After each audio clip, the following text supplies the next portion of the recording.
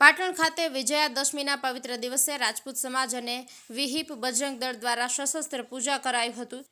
પાટણ શહેરમાં દશેરાના પવિત્ર દિવસે વિવિધ સ્થળો પર વિશ્વ હિન્દુ પરિષદ, બજરંગ દળ અને રાજપૂત સમાજ દ્વારા શસ્ત્ર પૂજનનું આયોજન કરવામાં આવ્યું હતું।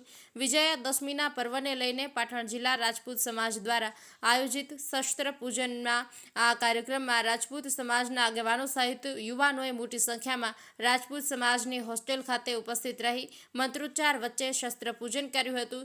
પાટણ વિશ્વ હિન્દુ પરિષદ અને બજરંગ દળ દ્વારા પણ વિજયાદશમીના પર્વની ઉજવણી શહેરના બગવાડા દરવાજા, જૂના ગંજ બજાર, કેદારેશ્વર મહાદેવ અને રાધનપુરી વાસના શસ્ત્ર પૂજનનું આયોજન કરવામાં આવ્યું હતું।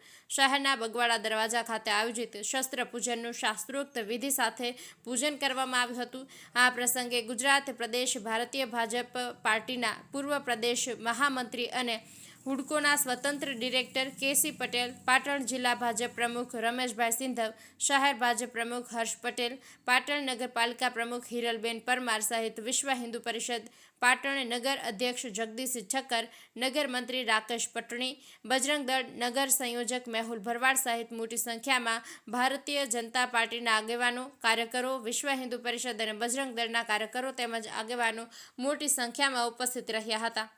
Rajubhai D Patel, news of Patan.